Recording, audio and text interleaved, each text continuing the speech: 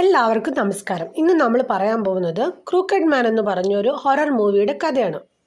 ഈ സിനിമയുടെ തുടക്കം കാണിക്കുന്നത് കുറച്ച് ടീനേജ് പ്രായത്തിലുള്ള പെൺകുട്ടികൾ അവരുടെ തന്നെ ക്ലാസ്മേറ്റായ ജില്ലിൻ്റെ വീട്ടിൽ sleep ഓവറിന് വന്നേക്കാണ്. 5 കുട്ടികളാണുള്ളത്. ജില്ല്, Olivia, Charlotte, violet, Alice. എല്ലാവരും കൂടി ഒരു ഹൊറർ മൂവി കണ്ടുകൊണ്ടിരിക്കുകയാണ്. അപ്പോൾ ഒച്ചപ്പാടും ബഹളവും കേട്ട് ജില്ലിൻ്റെ അമ്മ വന്നിട്ട് TV ഓഫ് ചെയ്യാണ്. നിങ്ങളിങ്ങനെ ഹൊറർ മൂവിയൊക്കെ രാത്രി കാണാതെ വേറെ എന്തെങ്കിലും കളിക്കുക. അപ്പോൾ ജില്ലിൻ്റെ അമ്മയ്ക്കാണെങ്കിൽ നൈറ്റ് ഡ്യൂട്ടിയാണ്, ആൾ ഹോസ്പിറ്റലിലാണ് വർക്ക് ചെയ്യണത്. അതും പറഞ്ഞുകൊണ്ട് അമ്മ ഡ്രസ്സ് ചേഞ്ച് ചെയ്യാനായിട്ട് മേളിലേക്ക് പോവാണ്. ഇവരെ നോക്കാനായിട്ട് ഒരു ബേബി സിറ്ററെ ഇരുത്തിയിട്ടുണ്ട്, മിയ. പിള്ളേർക്കാണെങ്കിൽ ബോറടിക്കുന്നുണ്ട്, ഒന്നും ചെയ്യാനില്ല. അപ്പോഴാണ് കൂട്ടത്തിൽ ഒരാൾ ചോദിക്കണത്, നിങ്ങൾ ആ പാട്ടിനെ കുറിച്ച് കേട്ടിട്ടുണ്ടോ, ക്രൂക്കഡ് മാൻ്റെ? അത് പാടിക്കഴിഞ്ഞാൽ എല്ലാവരും മരിക്കും, ഞാൻ ഓൺലൈനിൽ കണ്ടതാണ്. അപ്പം അതിലുള്ള വേറൊരാൾ പറയും, ശരിയാണ്, ഞാനും കേട്ടിട്ടുണ്ട്. കുറച്ച് നാൾ മുമ്പ് കുറേ ബോയ്സ് ഇതുപോലെ പാടിയിട്ട് അതിൽ 2 പേര് മരിച്ചു. അപ്പോൾ ഒലീവിയ പറയാണ്, പിന്നെ ഇതൊക്കെ വെറുതെ പറയണം, വെറുതെ കുട്ടികളെ പേടിപ്പിക്കാനായിട്ട്, അങ്ങനെയൊന്നുമില്ല. ബാക്കി എല്ലാവരും പറയും, എന്നാൽ നിനക്ക് അത്ര ധൈര്യമാണെങ്കിൽ നീ ഒന്ന് പാട്. അങ്ങനെ എല്ലാവരും കൂടി ആ ക്രൂക്കഡ് മാൻ്റെ സൈറ്റ് ഡൗൺലോഡ് ചെയ്യാണ്. അവർ എൻട്രി ഞെക്കുമ്പോൾ വല്ലാത്തൊരു ചിരിച്ചുകൊണ്ടുള്ളൊരു പിക്ചർ വരികയാണ്. ഒരു ക്ലൗണിൻ്റെ ഷേപ്പിൽ ഒരാളുടെയും, അതുപോലെ ഒരു മ്യൂസിക് ബോക്സും. അപ്പം അതിൽ നിന്നിങ്ങനെ മ്യൂസിക് വന്നുകൊണ്ടിരിക്കുകയാണ്. അപ്പോൾ മേളിൽ ആ ക്രൂക്കഡ് മാൻ്റെ റൈമിൻ്റെ ലൈൻസ് ഇങ്ങനെ എഴുതി കാണിക്കുകയാണ്. നമ്മൾ അതിൽ നിന്ന് വരുന്ന ട്യൂൺ അനുസരിച്ചിട്ട് ഈ ലിറിക്സിൽ പാടണം. ഒലീവിയ ആ ലിറിക്സ് നോക്കിയിട്ട് പാടാണ്.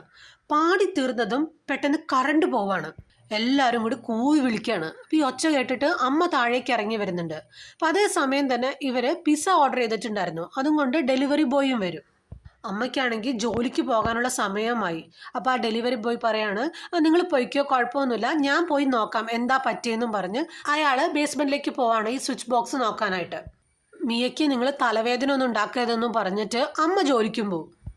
ഇയാൾ താഴെ ബേസ്മെൻറ്റിൽ പോയിട്ട് ആ സ്വിച്ച് ബോക്സിൻ്റെ അവിടെ പോയി എന്തൊക്കെയോ ഇങ്ങനെ കാണിക്കുമ്പോഴേക്കും കറണ്ട് വരികയാണ്. അയാൾ വെള്ളിലേക്ക് കയറിപ്പോകും. അപ്പം നമ്മളെ കാണിക്കുന്നുണ്ട് ദൂരെ ആ ഇരുട്ടത്ത് ഒരു ക്രൂക്കഡ് മാൻ്റെ രൂപം ഇങ്ങനെ പതുക്കെ പതുക്കെ എഴുന്നേറ്റ് വരുന്നത്. പിന്നെ കാണിക്കുന്നത് എല്ലാവരും നല്ല ഉറക്കത്തിലാണ്. അപ്പം നല്ല ഇടി വെട്ടുന്നുണ്ട്. മിയയും കുട്ടികളും ഒരുമിച്ചാണ് കിടക്കണത്. എന്തോ ഒച്ച കേട്ട് ഒലിവിയ ഞെട്ടി എഴുന്നേക്കാണ്. എന്നിട്ട് പതുക്കെ ഹാളിൻ്റെ അവിടേക്ക് ചെല്ലാണ്. പെട്ടെന്ന് ഒരു കൈ വന്ന് ഷോൾഡറിൽ ഇങ്ങനെ പിടിക്കുകയാണ്. ഞെട്ടി തിരിഞ്ഞു നോക്കുമ്പോൾ ആലീസും ജില്ലും ആണത്. ഒലീവിയ പറയും, ഞാൻ എന്തോ ഒരു ഒച്ച കേട്ടു, നിങ്ങൾ ശ്രദ്ധിച്ചു നോക്കിയേ. അപ്പം എല്ലാവരും നോക്കുമ്പോൾ മുകളിൽ നിന്നാണ് ഒച്ച വരണത്. ഇവർ 3 പേരും കൂടി ഒരു ടോർച്ചും കയ്യിലൊരു കത്തി എടുത്തുകൊണ്ട് എന്താണെന്നറിയാനായിട്ട് ഇങ്ങനെ പോവാണ്. ആലീസിനാണെങ്കിൽ നല്ല പേടിയാവുന്നുണ്ട്. ആള് പേടിച്ച് ഓടിപ്പോവാണ് മിയെ വിളിക്കാനായിട്ട്. ഒലീവിയയും ജില്ലും കൂടി ഇങ്ങനെ മുന്നോട്ട് പോവാണ്. പെട്ടെന്ന് ഇവരുടെ മുമ്പിലേക്ക് ആ ക്രൂക്കഡ് മാൻ്റെ രൂപം വരികയാണ്, നീണ്ട കൈകളും നീളമുള്ള മുഖവുമായിട്ട്. അപ്പോഴേക്കും ആലീസ് വേഗം തന്നെ മിയെ വിളിക്കും. മിയ എണീക്കുമ്പോൾ മേളിൽ നിന്ന് ഈ 2 കുട്ടികളുടെ കരച്ചിൽ കേൾക്കാം. അവർ വേഗം ചെന്ന് ലൈറ്റ് ഇട്ട് നോക്കുമ്പോൾ കാണുന്നത് സ്റ്റെപ്പിൽ ചോരയിൽ കുളിച്ചു കിടക്കുന്ന ജില്ലിനെയാണ്. സ്റ്റെപ്പിൻ്റെ മുകളിൽ ഡ്രസ്സിൽ നിറയെ ചോരയും കയ്യിൽ കത്തിയും ആയിട്ട് ഒലിവിയയും. ഒലിവിയ ഇങ്ങനെ പറഞ്ഞുകൊണ്ടിരിക്കുകയാണ്, ക്രൂക്കഡ് മാൻ അവിടെ ഉണ്ടായിരുന്നു, ക്രൂക്കഡ് മാൻ അവിടെ ഉണ്ടായിരുന്നു എന്ന്. പിന്നെ കാണിക്കുന്നത് 6 വർഷങ്ങൾക്ക് ശേഷമാണ്. ജില്ലിനെ കൊന്നത് ഒരു ക്രൂക്കഡ് മാൻ ആണെന്ന് പറഞ്ഞത് ആരും വിശ്വസിച്ചിരുന്നില്ല. ഒലീവിയ മെൻ്റലി അൺസ്റ്റേബിൾ ആണെന്നും പറഞ്ഞ് ഒരു സൈക്യാട്രിക് ഹോസ്പിറ്റലിലാണ് അഡ്മിറ്റ് ചെയ്തിരുന്നത്. ഇന്ന് ഡിസ്ചാർജ് ചെയ്യുന്ന ദിവസമാണ്. അപ്പോൾ ഒലീവിയെ കൂട്ടിക്കൊണ്ടു പോകാനായിട്ട് അച്ഛൻ വന്നേക്കാണ്. അച്ഛനെ കണ്ടതും ഒലീവിയ ഓടിച്ചെല്ലാണ്. അപ്പോൾ ദൂരെ നിന്ന് ഒരാൾ ഇവരുടെ ഫോട്ടോ എടുക്കുന്നത് നമ്മളെ കാണിക്കുന്നുണ്ട്. പോകുന്ന വഴി ഒലീവിയ അമ്മയെക്കുറിച്ച് ചോദിക്കുന്നുണ്ട്. അപ്പോൾ അച്ഛനും അമ്മയും കൂടി സെപ്പറേറ്റഡ് ആയി. അച്ഛൻ പറയുന്നുണ്ട്, നീ വിഷമിക്കൊന്നും വേണ്ട, നീ കാരണമൊന്നുമല്ല ഞങ്ങൾ പിരിഞ്ഞത്, നേരത്തെ തന്നെ ഞങ്ങൾ തമ്മിൽ വലിയ ചേർച്ച ഉണ്ടായിരുന്നില്ല, നീ ഒന്ന് സെറ്റിലൊക്കെ ആയി കഴിയുമ്പോൾ അമ്മ നിന്നെ കാണാൻ വരും. ഒലിവിയ ചോദിക്കുന്നുണ്ട്, വേറെ ഫ്രണ്ട്സിനെയൊക്കെ കാണാറുണ്ടോ? അച്ഛൻ പറയും, ആലീസിനെ ആ സംഭവത്തിന് ശേഷം ആരും കണ്ടിട്ടില്ല. ഷാർലറ്റ് ഒരു വെയിട്രസ് ആയിട്ടാണ് ജോലി ചെയ്യണത്. വയലറ്റ് ഏതോ സ്റ്റോറിൽ വർക്ക് ചെയ്യാണ്. എന്നിട്ട് പറയും, ഇനിയിപ്പോൾ അതിനെക്കുറിച്ചൊന്നും ഓർക്കണ്ട, 6 വർഷങ്ങൾ കഴിഞ്ഞില്ലേ, എല്ലാവരും അതൊക്കെ മറന്നിട്ടുണ്ട്, നീയും നിൻ്റെ ലൈഫായിട്ട് മൂവ് ഓൺ ചെയ്യണം. അപ്പോൾ ഒലിവിയ ചോദിക്കുന്നുണ്ട്, അതിന് അമ്മ ഒന്നും മറന്നിട്ടില്ലല്ലോ. ഒലിവിയ വേഗം തന്നെ വീട്ടിലേക്ക് ഓടിക്കയറാണ്.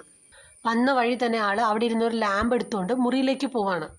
പിന്നെ കാണിക്കുന്നത് രാത്രി അച്ഛൻ ഒലിവിയയുടെ മുറിയിൽ വന്ന് നോക്കുമ്പോൾ സാധാരണ ഒരു ട്യൂബ് കൂടാതെ ഒരു 5-6 ലാമ്പൊക്കെ കത്തിച്ച് വെച്ചിട്ടാണ് ആൾ കിടന്നുറങ്ങണത്. അന്നത്തെ ആ സംഭവത്തിന് ശേഷം ലൈറ്റ് ഓഫ് ചെയ്തിട്ട് ഒലിവിയ കിടക്കാറില്ല, എപ്പോഴും ലൈറ്റ് ഓൺ ചെയ്ത് വെച്ചിട്ടാണ് കിടക്കണത്. ഇതൊക്കെ കണ്ടിട്ട് അച്ഛൻ ചോദിക്കുന്നുണ്ട്, നിനക്ക് കുഴപ്പമൊന്നുമില്ലല്ലോ? ഒലിവിയ പറയുമില്ല, എനിക്ക് കുഴപ്പമൊന്നുമില്ല. പിറ്റേ ദിവസം രാവിലെ എഴുന്നേറ്റിട്ട് അച്ഛനോട് പറയാണ്, എനിക്ക് കുറച്ച് ബുക്സൊക്കെ വായിച്ചാൽ കൊള്ളാമെന്നുണ്ട്, നമുക്കൊന്ന് ലൈബ്രറി വരെ പോയാലോ? അങ്ങനെ അവർ ലൈബ്രറിയിലേക്ക് ചെല്ലാണ്. അവിടെ ഇരുന്ന് ബുക്ക് വായിച്ചുകൊണ്ടിരിക്കുമ്പോൾ ഇരിക്കുന്നവരൊക്കെ ഇങ്ങനെ ഒലിവിയെ ഇങ്ങനെ നോക്കുന്നുണ്ട്. വേഗം അവിടെ നിന്ന് എഴുന്നേറ്റ് പോകാൻ നേരത്താണ് ഒരു ചെറുപ്പക്കാരനായ പോലീസ് ഓഫീസർ വരുന്നത്. വന്ന വഴിന് അയാൾ ഒലിവിയോട് പറയുന്നുണ്ട്, ഇത്രയും സുന്ദരിയായ ഒരു ചെറുപ്പക്കാരിയെ ഇന്ന് വരെ ഞാൻ ഈ ലൈബ്രറിയിൽ കണ്ടിട്ടില്ല. ഒലിവിയ അല്ലേ? ഒലിവിയ പറയുമ്പോൾ അതെ. അപ്പോൾ അയാൾ പറയും, എന്നെ മനസ്സിലായില്ലേ, ഞാൻ ബെക്കിയുടെ ബ്രദറാണ്, നിന്റെ ക്ലാസ്മേറ്റ്. എൻ്റെ പേര് നോവ. വളരെ കാര്യമായിട്ടാണ് പുള്ളിക്കാരൻ സംസാരിക്കുന്നത്. എന്തെങ്കിലും ആവശ്യമുണ്ടെങ്കിൽ വിളിക്കണമെന്നും പറഞ്ഞ് കാർഡ് കൊടുക്കുകയാണ്. ഒലിവിക്കും ഭയങ്കര സന്തോഷവും. കുറേ നാളുകൾക്ക് ശേഷം ആദ്യമായിട്ടാണ് ഒരാൾ ഇങ്ങോട്ട് വന്ന് നല്ല രീതിയിൽ സംസാരിക്കണേ. രാത്രി കൂട്ടുകാരികളുമായിട്ടുള്ള പഴയ ആൽബമൊക്കെ എടുത്ത് ഇങ്ങനെ നോക്കിക്കൊണ്ടിരിക്കുകയായിരിക്കും. പെട്ടെന്ന് പുറത്ത് മിന്നായം പോലെ എന്തോ ഇങ്ങനെ മാറണ കാണാണ്.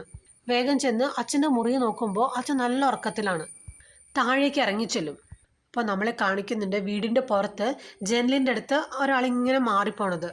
ഒലിവിയ പതുക്കെ ജനലിൻ്റെ അടുത്തേക്ക് ഇങ്ങനെ ചെന്ന് നോക്കുമ്പോൾ പുറത്ത് നിന്ന് ആരോ കല്ലെടുത്തെറിയാണ്. അപ്പോൾ ഈ ഒച്ചപ്പാടും ബഹളവും കേട്ട് ഒലിവിയയുടെ അച്ഛൻ താഴേക്ക് എഴുന്നേറ്റ് വരും. അപ്പോൾ ആ കല്ലിൽ ഒരു പേപ്പർ ഇങ്ങനെ ചുരുട്ടി വെച്ചിട്ടുണ്ട്.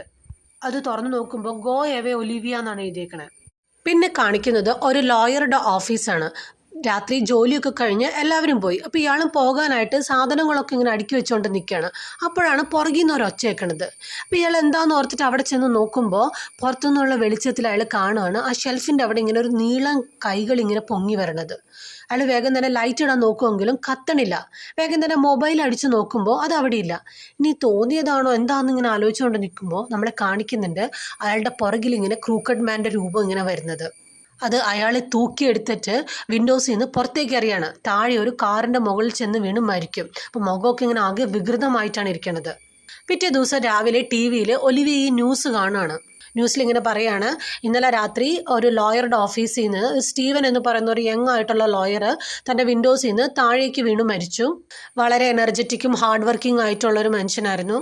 പഠിക്കുന്ന സമയത്ത് പിസ്സ ഡെലിവറിയൊക്കെ ചെയ്തിട്ടാണ് പഠിക്കാനുള്ള പൈസയൊക്കെ കണ്ടെത്തിയെന്നും പറഞ്ഞു. അപ്പോഴാണ് ഒലിവിയ ശ്രദ്ധിക്കുന്നത് അവിടെ കാണിച്ചിരിക്കുന്ന ഫോട്ടോയിലുള്ള ആളായിരുന്നു 6 വർഷങ്ങൾക്ക് മുമ്പ് ജില്ലിൻ്റെ വീട്ടിൽ അന്ന് രാത്രി പിസ്സ ഡെലിവറി ചെയ്യാൻ വന്നിരുന്നത്.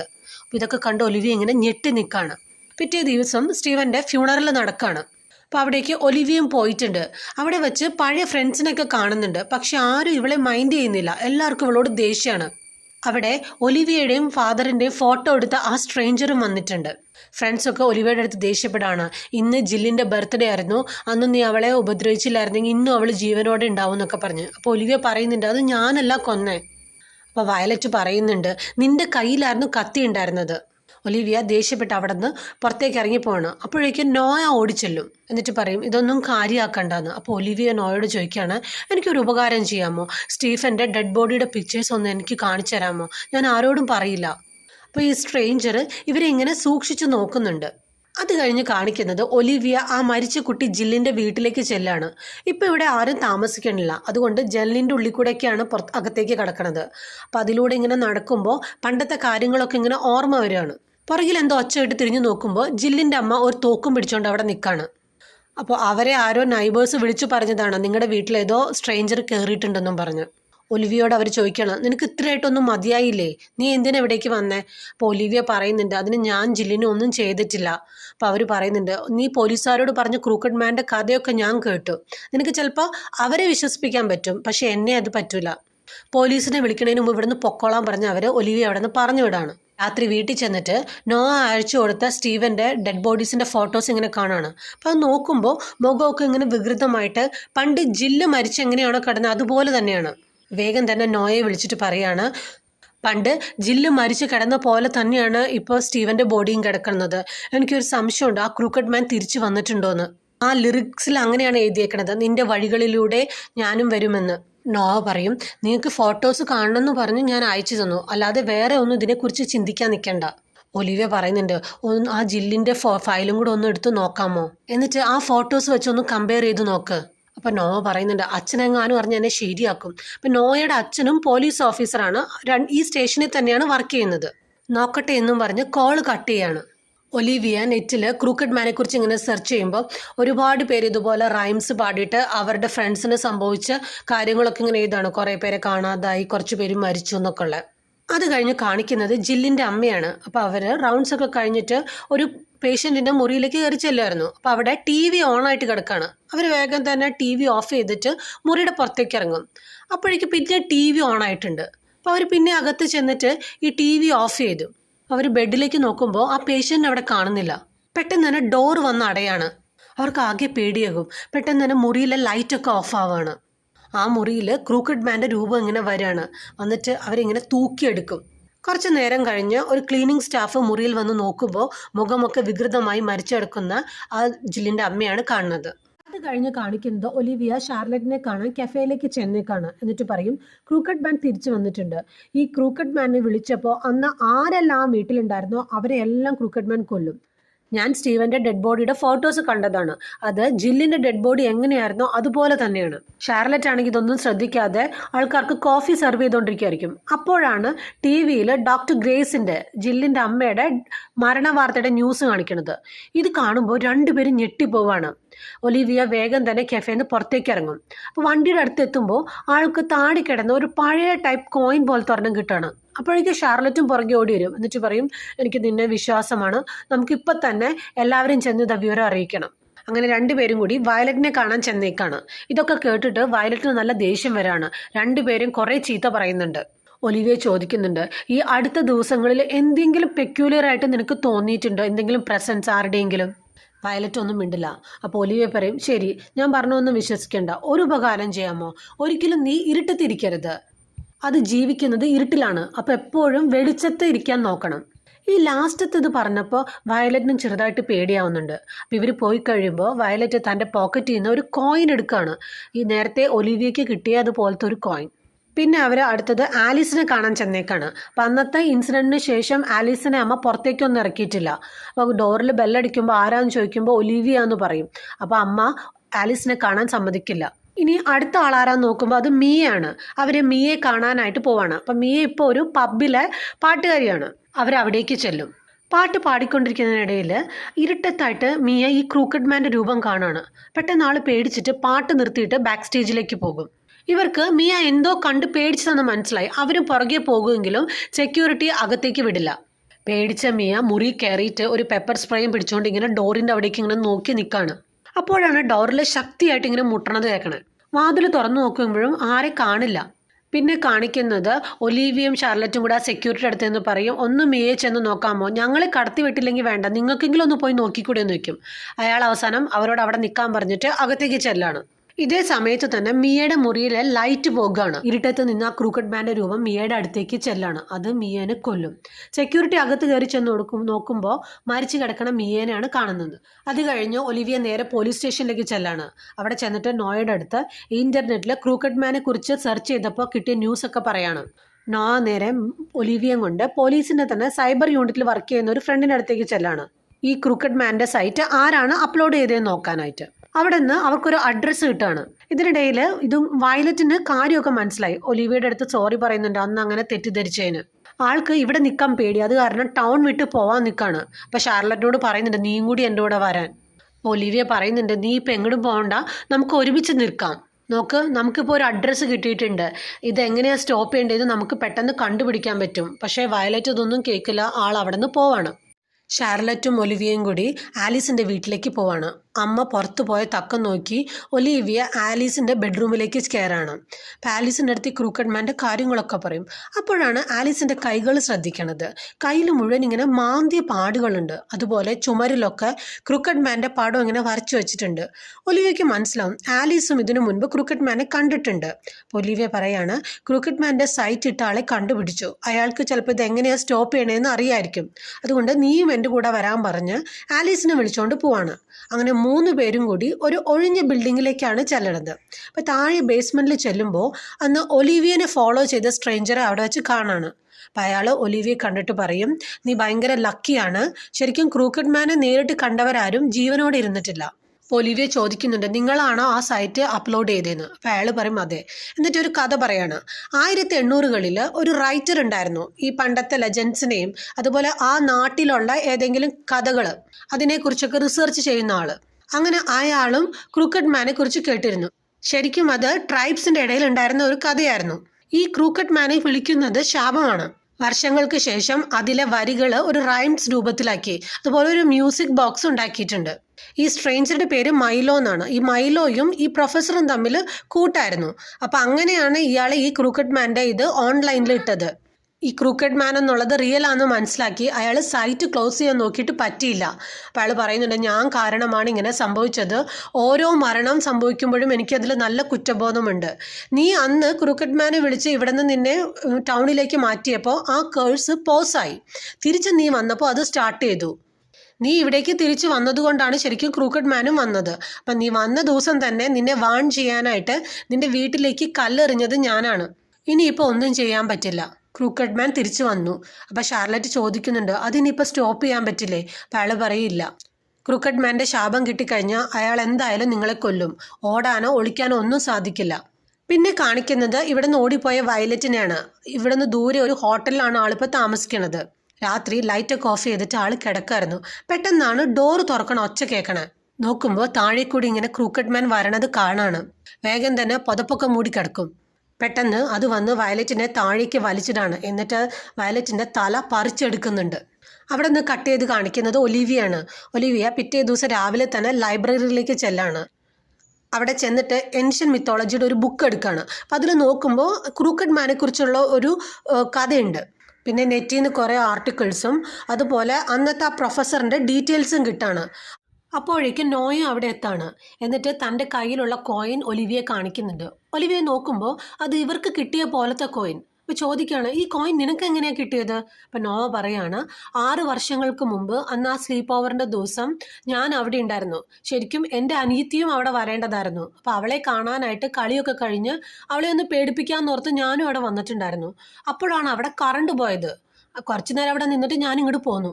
ഇവരിങ്ങനെ സംസാരിച്ചുകൊണ്ടിരിക്കുമ്പോൾ ആ ഇരുട്ടിൻ്റെ മറവിൽ ക്രൂക്കഡ് മാനെ നോവ കാണുന്നുണ്ട്. ഒലീവിയ ഇന്നലെ മൈലോയുടെ കണ്ട കാര്യങ്ങളൊക്കെ പറയുന്നുണ്ട്. അയാൾ പറഞ്ഞു 1800 ഒരു റിസർച്ചർ ഉണ്ടായിരുന്നെന്നും ഈ ഫോക്ലോറിനെ കുറിച്ചൊക്കെ പഠിച്ചുകൊണ്ടിരുന്ന അയാൾ ഒരു മ്യൂസിക് ബോക്സ് കണ്ടുപിടിച്ച കാര്യവും അറിയാതെയാണ് ക്രൂക്കഡ് മാനെ വിളിച്ചതെന്നൊക്കെ. ഈ മ്യൂസിക് ബോക്സ് നമുക്ക് കണ്ടുപിടിച്ചാൽ ചിലപ്പോൾ ഈ പ്രശ്നം സോൾവ് ചെയ്യാൻ പറ്റും. അവിടെ നിന്ന് കട്ട് ചെയ്ത് കാണിക്കുന്നത് ഷാർലറ്റിനെയാണ്. ആൾക്ക് നല്ല പേടിയായിട്ടുണ്ട്. ഇനിയിപ്പോൾ ഇതിൽ നിന്ന് രക്ഷപ്പെടാൻ പറ്റില്ല എന്ന് മനസ്സിലായി. അമ്മയ്ക്കും അച്ഛനും ഓരോ ലെറ്റർ എഴുതി വെച്ചിട്ട് ഒലീവിയയ്ക്ക് ഒരു മെസ്സേജ് അയക്കുകയാണ്. ചില സമയങ്ങളിൽ നമ്മൾ ലൈറ്റ് ഓഫ് ചെയ്തിരിക്കണം, ഗുഡ് ബൈ. ഒലീവിയ ഈ മെസ്സേജ് കണ്ടപ്പോൾ കാര്യം മനസ്സിലായി. പെട്ടെന്ന് നോവോട് പറയും, നമുക്ക് ഷാർലറ്റിൻ്റെ വീട്ടിലേക്ക് പോകണമെന്ന്. ഷാർലറ്റ് ആണെങ്കിൽ ലൈറ്റൊക്കെ ഓഫ് ചെയ്ത് ക്രൂക്കഡ് മാനെ ഇങ്ങനെ വെയിറ്റ് ചെയ്തിരിക്കുകയാണ്. കുറച്ച് കഴിയുമ്പോഴേക്കും ഇരുട്ടിൻ്റെ മറവിൽ നിന്ന് അത് വന്നിട്ട് ഷാർലറ്റിനെ കൊല്ലാണ്. അവർ കറക്റ്റ് സമയത്ത് വരുമ്പോഴേക്കും ക്രൂക്കഡ് മാൻ ഇങ്ങനെ ഷാർലറ്റിനെ ഇങ്ങനെ കൊല്ലുന്ന സമയത്താണ് അവർ കറക്റ്റ് ചെല്ലണത്. ഒലീവിയെ കണ്ടതും crooked man see you soon Olivia എന്ന് പറയാണ്. കുറച്ച് കഴിയുമ്പോഴേക്കും പോലീസൊക്കെ അവിടേക്ക് വരും. അപ്പം നോയയുടെ ഫാദർ പറയും ഒലീവിയനെ അറസ്റ്റ് ചെയ്യാൻ. അപ്പം നോവ പറയുന്നുണ്ട്, അതിന് അവൾ എൻ്റെ കൂടെ തന്നെയായിരുന്നു ഇത്രയും നേരവും. അപ്പോൾ അയാൾ ചോദിക്കുന്നുണ്ട്, അപ്പോൾ ഇതും ക്രൂക്കഡ് മാൻ ചെയ്തു എന്നാണോ നിങ്ങൾ പറയണത്? ആ ഡെഡ് ബോഡിയുടെ മുഖമൊക്കെ കണ്ടതിൽ എന്ത് വികൃതമായിട്ടായിരിക്കണത്? ഒലീവിയെ വേഗം അറസ്റ്റ് ചെയ്യൂ, ഇല്ലെങ്കിൽ ഇത് ഞാൻ ചെയ്യും. വേറെ നിവൃത്തിയില്ലാന്ന് കണ്ട് നോവ ഒലിവിയനെ അറസ്റ്റ് ചെയ്ത് സ്റ്റേഷനിലേക്ക് കൊണ്ടുപോവാണ്.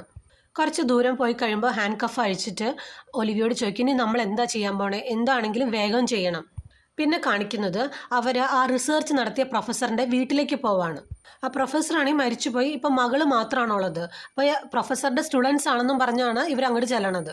ഈ പ്രൊഫസറെ കുറിച്ച് കുറച്ച് റിസർച്ചൊക്കെ നടത്തിയത് കാരണം ആളുടെ കുറച്ച് ഡീറ്റെയിൽസ് ഒക്കെ ഒലിവിയയ്ക്ക് അറിയാം. അപ്പോൾ അവിടെ വെച്ചിട്ട് പ്രൊഫസറും മൈലോയും നിൽക്കുന്ന ഫോട്ടോ ഒക്കെ കാണുന്നുണ്ട്. സംസാരത്തിനിടയിൽ പ്രൊഫസറുടെ മകള് അച്ഛൻ്റെ കുറച്ച് കളക്ഷൻസ് ഒക്കെ കാണിച്ചു തരാമെന്നും പറഞ്ഞ് ഒരു മുറിയിലേക്ക് കൊണ്ടുപോവാണ്. അവിടെ ഒരുപാട് ആൻറ്റീക്ക് പോലത്തെ സാധനങ്ങളൊക്കെ ഉണ്ട്. അതിനിടയിൽ ഈ മ്യൂസിക് ബോക്സും കാണും. വേഗം തന്നെ അത് എടുക്കും. പെട്ടെന്ന് എന്തൊക്കെയോ ഇമേജസ് കാണാണ്. ഒലിവിയയുടെ ഈ മുഖഭാവം കണ്ടിട്ട് പ്രൊഫസറുടെ മോള് ആ സാധനം തിരിച്ചു മേടിച്ചിട്ട് പറയും, നിങ്ങൾ ശരിക്കും ആരാണ്? അപ്പോൾ ഒലിവിയ ഈ ക്രൂക്കഡ് മാൻ്റെ കാര്യങ്ങളൊക്കെ പറയാണ്. പ്രൊഫസർ മരിച്ചതിന് ശേഷം മൈലോ അത് പോസ്റ്റ് ചെയ്തതും അതിനുശേഷം ഇവർക്ക് സംഭവിച്ച കാര്യങ്ങളൊക്കെ.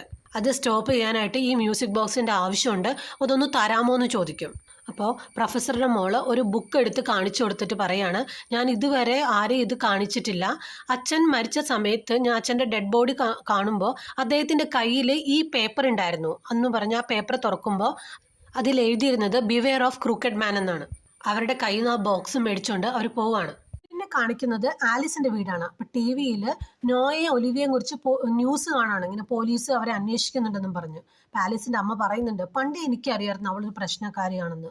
അങ്ങനെ അവർ ഡിന്നർ കഴിക്കായിരിക്കുകയാണ്. പുറത്താണെങ്കിൽ നല്ല ഇടിയും മഴയും ഉണ്ട്. പെട്ടെന്ന് കറണ്ട് പോകും. ആലീസ് ആ മിന്നലിന്റെ വെളിച്ചത്തിൽ ക്രൂക്കറ്റ് മാനെ കാണാണ്. അപ്പം അമ്മ മെഴുകുതിരി എടുക്കാൻ പോകുമ്പോൾ പേടിച്ച് ആലീസും പുറകെ പോവാണ്. അമ്മ മെഴുകുതിരിയും കൊണ്ട് താഴെ ബേസ്മെന്റിലേക്ക് പോവാണ്. അപ്പോൾ പുറത്ത് ആലീസിനെ നിർത്തിയിട്ടുണ്ട് മെഴുകുതിരിയും കൊടുത്തിട്ട്.